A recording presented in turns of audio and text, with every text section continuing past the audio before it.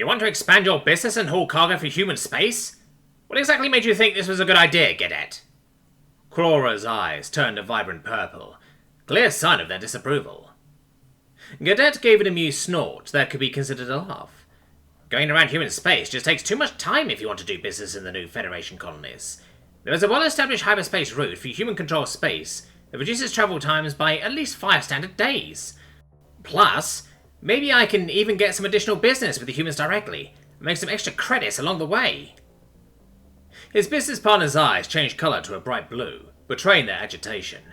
Have you not heard the stories? This business is said to be a nightmare to deal with. The bureaucracy is rumoured to rival that of the old Empire itself, and it is well known that they do not take bribes to speed up the process. I have heard that the only reason why the Federation has not accepted them as a candidate for membership yet is because the Federation still has not been able to wrap up a treaty that is detailed enough to meet the human standards. Ha! I'm certain that these stories are exaggerations. I mean, how hard can it be to fulfill their demands? My ship has just been retrofitted with a brand new drive core and had a complete barrier scrubbing. What more could they possibly want? Even the Vishni were more than satisfied, and you know how picky they can be. You have not even bothered to get information on their licensing process? Of course I have. A little bit. I do know that I have to get a license for operating in human space, and in order to get this license, they want me to pass some technical inspection. Nothing to worry about. I have dealt with all kinds of crazes before. When the cepeda demanded that I change my hyperdrive field harmonics to a multiplier of a prime number, I did just that. When the cow demanded that I let them paint a blessing on my hull to show my respect to the spirits of their ancestors, I complied. When the Frenquap insisted I installed a device that... Yes, I understand the message that you want to convey. I still insist that you are taking this matter too lightly. Stop worrying. It'll be just fine. A few days later, Cadet approached the border to human-controlled space. As his ship passed the jump gate and dropped out of hyperspace, he was immediately approached by a small and vicious-looking human patrol craft. The symbols painted on his hull meant customs service, if his translator program was to be believed. He was hailed. Cargo vessel designation AFJ 08484968P. You are not authorized to operate within the territory of the Human Alliance. Hold your position and await further instructions. Human vessel, this is Captain Cadet. I have an appointment with the, he checked his message log, with the Technical Inspection Association. The human vessel remained silent. Human vessel, do you copy? Affirmative, we have confirmed your statement. Please transmit your cargo manifest so you can be cleared to move on. Sending you the manifest. As you can see, this is a shipment of self-sealing stem bolts that are urgently expected by the colonists on Tar Akhan 4. Are you carrying any other goods?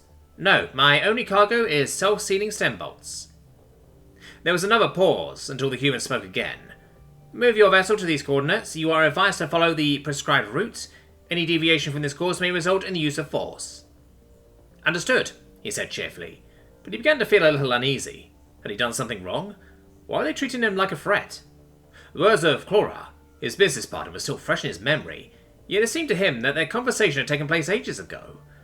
No. Surely this was just a little misunderstanding caused by cultural differences. Nothing he hadn't been able to handle many times before. He was a businessman, after all. After a few minutes of travel, they approached some kind of oddly shaped space station. Are these dry docks? You have been granted docking permission for Bay 12. Please initiate docking procedures. Did they think his ship was damaged? Why didn't they tell him then? Well, it would all become clear shortly, he was certain. Cadet manoeuvred his ship into the docking bay, taking more care than usual to stay well clear of any obstacles and to avoid abrupt course changes. Smooth as a tree snake. He still got it, he thought to himself, not without a little pride. Then he put the drive core in standby mode and locked all controls. A little shudder went through the hull when the docking clamps attached. Time to get to the airlock and greet his visitors. He checked his reflection in one of the view screens and practiced his smile one last time. Oddly enough, this facial expression was considered friendly by humans. All sources agreed on that one point.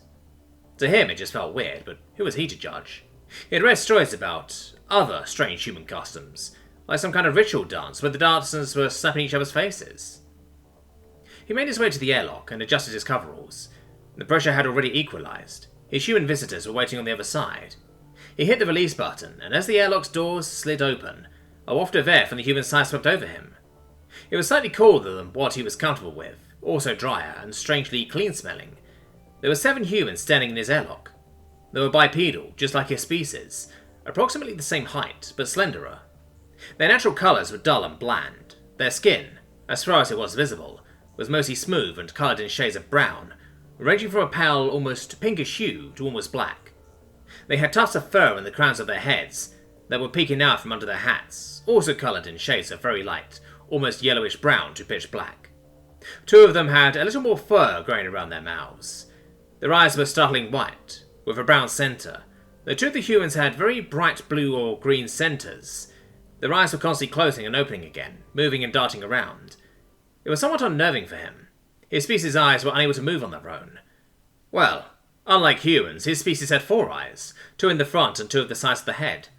What the humans lacked in natural vibrancy of colour, they made more than up for in the colours of their clothing.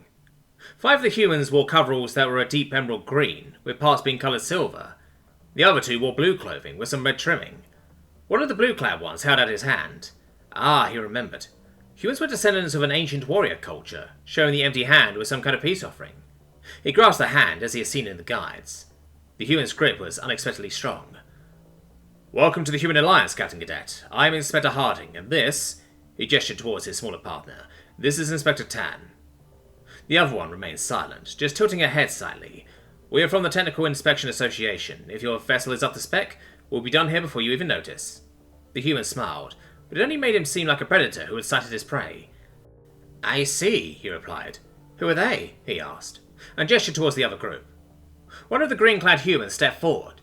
She had 3 silver stars on her shoulders, apparently an insignia of rank. She presented him with a datapad with a lot of text on it. Then she proceeded to hand him a stack of thin, white, rectangular sheets of a flexible material with lettering on it. Was that actual paper? "I am Lieutenant Marks, Alliance Customs Service. This is a search warrant for your vessel. I advise you to comply and not hinder our investigation." "A search warrant? This is outrageous. On what grounds?" he exclaimed, while clutching the stack of papers and waving it around like a fan. The human officer remained perfectly calm. "According to the cargo manifest you provided, all you are carrying is a shipment of self-stealing stem bolts. However, due to our scans, we have adequate reason to assume that your cargo manifest is incorrect. Therefore, we are authorized under Article 23, Section 2 of the Alliance Customs Act to conduct a search of your vessel. Should you wish to lodge a complaint, you can do so at the next appropriate administrative court, in this case, Hugon Station, Titan. But stay calm, you know they like their laws and regulations," he reminded himself. "Fine, do as you must. I can assure you will find nothing irregular here." "Of course." The human bobbed her head up and down and curled the edges of her mouth upwards. "You will have to grant us access to your cargo holds, and if necessary, other parts of your vessel." "Oh, yes, one moment." Cadet folded, or rather crumpled up the papers and grabbed the intercom from his chest pocket. "Wizat? Wizat?" "Yes, Captain, I hear you. Wizat, come to the airlock right now, it's urgent." "But the airlock is working fine." "Yes, that's not the issue. Now come here, hurry." "Understood." He put the intercom back in his pocket. "I called in one of my technicians. He will, assist you." "Is he authorized to act on your behalf?" "Authorized? Of course, he can access all areas." One of the blue-clad humans spoke again. "Captain, now that this matter has been dealt with, for the time being, may we begin our inspection?" "Yes, let's do this. What do you need?" "Well, let's start at the bridge, shan't we?" He was confused. The human custom of asking questions that didn't require an answer had sounded like a joke when he read about it. Shall we not? Of course we shall. Follow me, this way." It was only a short walk from the airlock to the bridge. It was rather small for a ship of this size, but that was fine with him. Usually he was the only occupant of the bridge, and only on rare occasions did he require the presence of a navigator or pilot. He made the room more comfortable over the years, adding decorative items, carpets, drapes, and many other items and trinkets. The presence of the 2 humans felt like an intrusion to him, but in all fairness, he felt the same when any of his crew entered here as well. The humans exchanged a few hushed words, and then proceeded to carefully look at every little thing on the bridge, occasionally taking notes on their datapads. "Please be careful with that. It's a genuine cow relic," he exclaimed, as one of them tried to move the relic to the side to get a better look at whatever was behind it. "Would you mind? Where is your backup communication system?" "The backup? Oh, yes. Why do they need to see this? It's behind these drapes, but the primary system has never let me down." The human peeped behind the drape. "This system is not powered." "Of course not. It's only powered when I need it," Cadet replied. "Which has never happened so far," he added proudly. "Would you be so kind and activate the system now?" If you insist." He fumbled with the drapes, releasing a little cloud of dust. They were really nice and soft, mollusk silk from his homeworld, not that the humans seemed to appreciate it. He stared at the dark and lifeless chunk of metal and plastics. Where was the power switch again? He found it, but nothing happened. Ah, of course.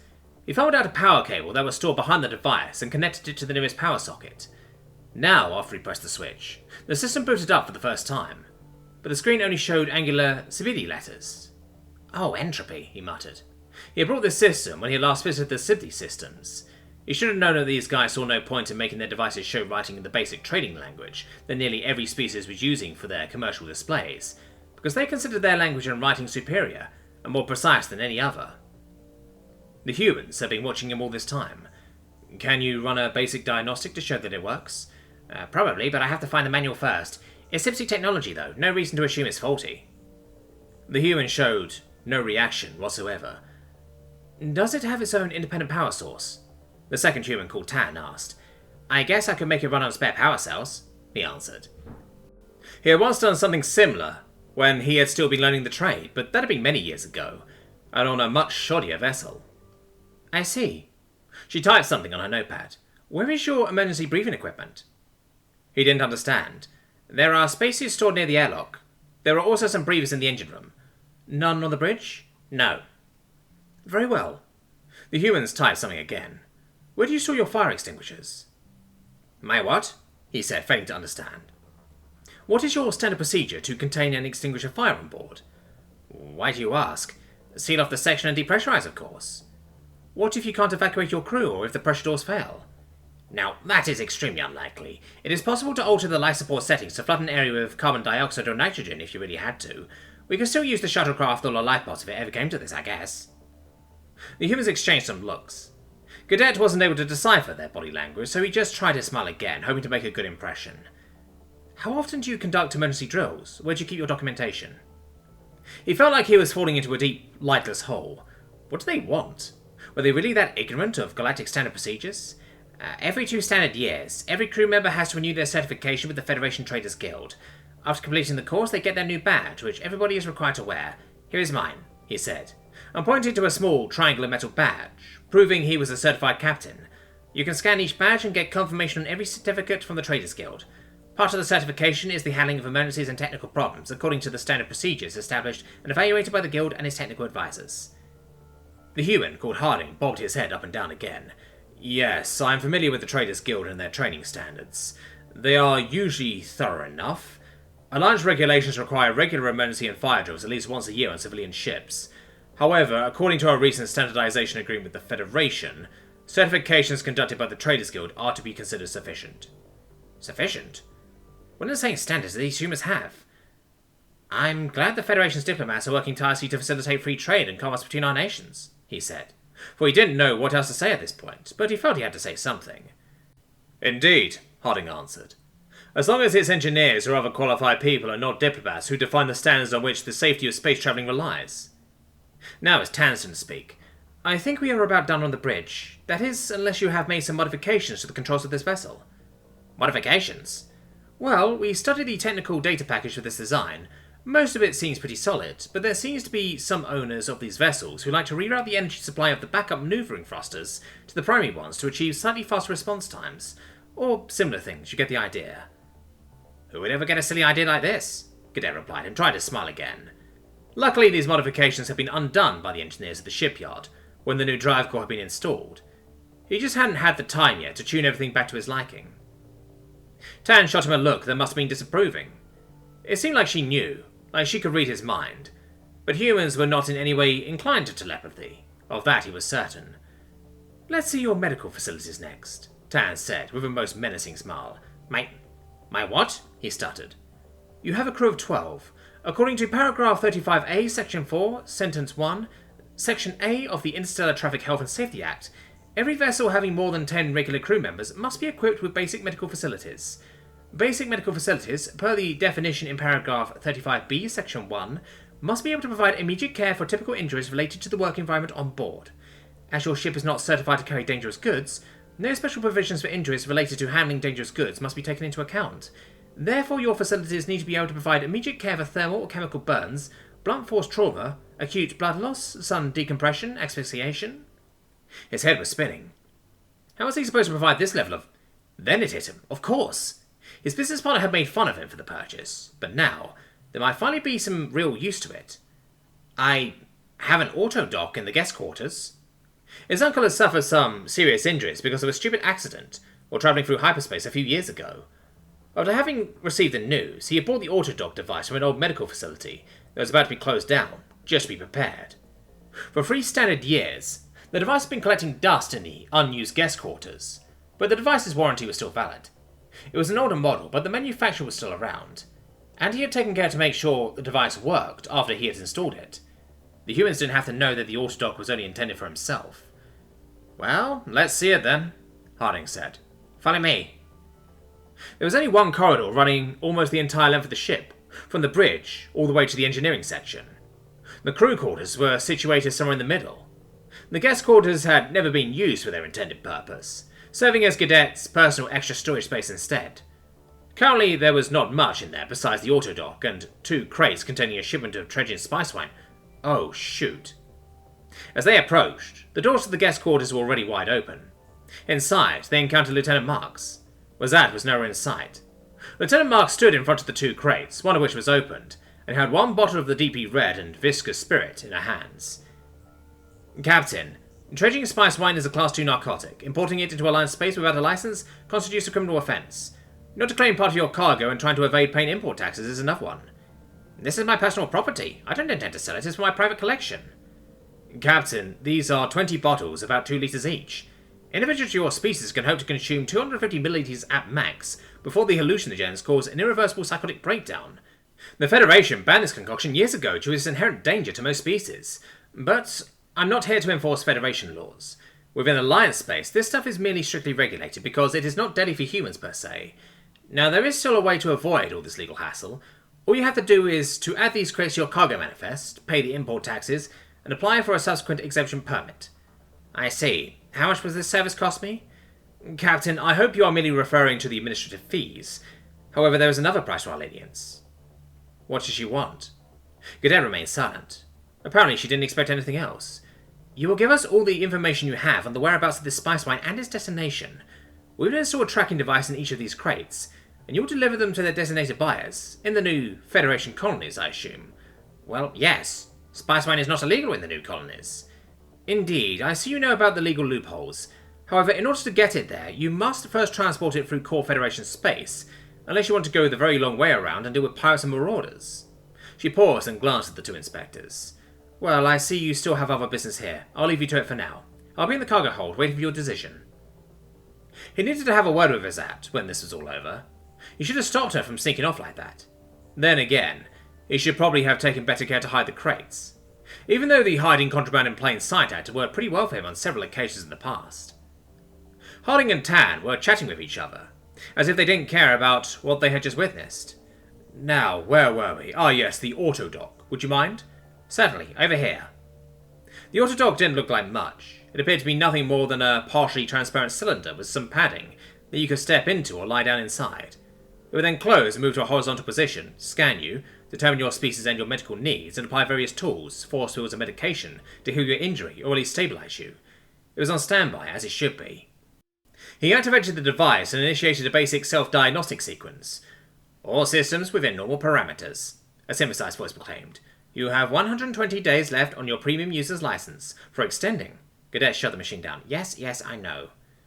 "I think this should be enough to fulfill the requirements." He was about to say something, but the human hadn't finished his statement yet. "If you install clearly visible signs and markers to indicate the position of the medical facilities, also there has to be an easily understandable instruction sheet permanently affixed next to the device to ensure an untrained user can operate the device in an emergency." Gadet felt tired. "I will take care of this." "Excellent. We will proceed to the engine room." Whatever confidence he still had left seemed to leave his body. The majority of his crew were working in the engine room, and he wasn't certain how the interaction between the crew and their human visitors would turn out. His crew was made up of professionals, but in the ever-watching and scrutinizing eyes of the human inspectors, what he and his crew considered standard operating procedures might appear like a bunch of clueless idiots about to blow up the drive core through negligence and carelessness. As they entered the rather spacious engine room, the first crew member was floating mid-air with an anti-gravity vest. "Oh, hey there, Captain." "Hello, Delan. How's the situation?"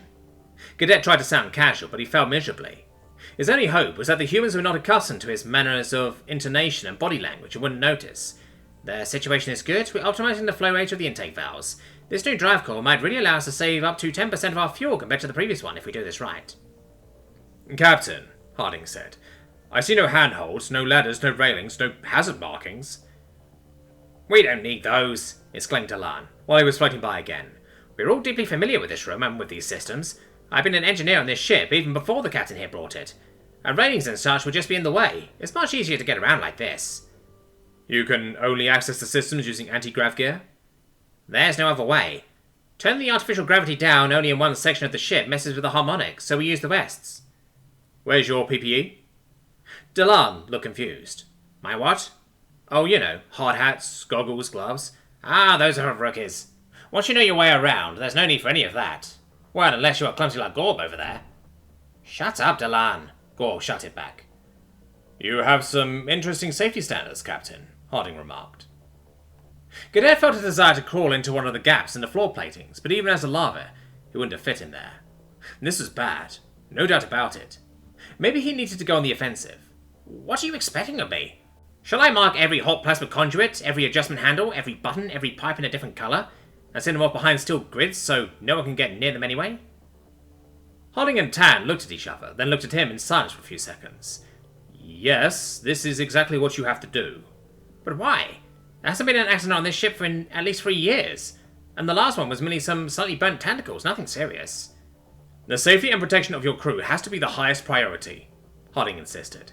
Every accident you could prevent by taking simple precautions is one too many. How do you ensure the non-technicians among your crew or guests do not injure themselves? There are rarely any guests on board, and if there are and really need to enter the engine room, they are accompanied by one of my crew members or myself, and all of my crew knows their way around the engine room. What if your inertial dampeners maladjust and cause turbulences? That's never happened on any ship I've heard of. What if you have to come to the aid of another ship and have to take in their crew? Don't be ridiculous. Even if that ever happened, they wouldn't be allowed in here. Do you really always expect the worst outcome, no matter the situation? Harding's eye seemed to gleam. Yes, it's my job to do so. It was pointless. There was obviously no way to make Harding change his mind. Better to just cut his losses. Fine, very well. I will install all the handles, railings, and grids you want and paint everything in the nicest and brightest colours. Good. 10 days should be enough to get everything in order. 10 days? But I won't even be back from the new colonies by then. Oh, your ship will remain in this docking bay until everything has been completed, and you have passed the technical inspection. Are they being serious? You can't do this, he shouted. I have a delivery to complete. Yes, we can. As it is now, your ship is not safe to be operated in Alliance space. Paragraph 57, Section 1 of the Vessel Registration Ordinance is very clear on this. However, if you complete all the refitting and address all the points in the list of defects in less than 10 days, you can contact us and we will reschedule your appointment to an earlier date.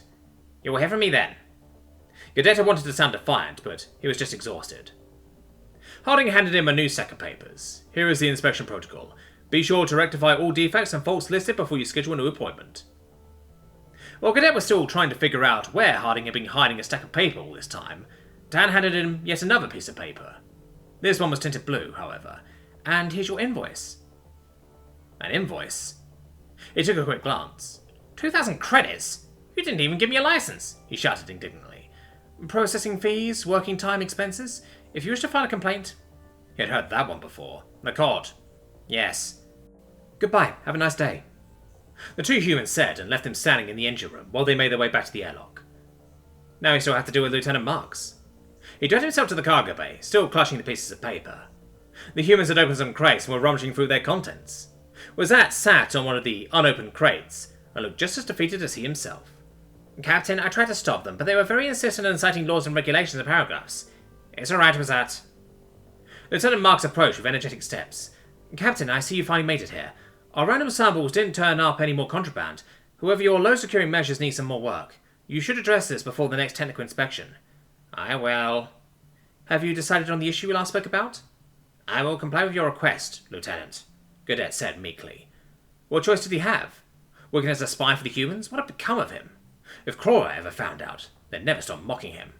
Most excellent. I knew you were a reasonable person. I took the liberty to prepare the necessary paperwork beforehand. Now, please sign here for the application for an exemption permit. She handed him a yellowish piece of paper.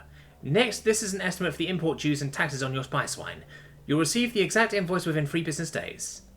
This piece of paper had a reddish tint. 3,500 credits, he mumbled. And here's an information letter on your rights and obligations as an informer of the Customs Service. Should you have any more questions, feel free to contact me. My contact details are attached. I'm looking forward to working with you.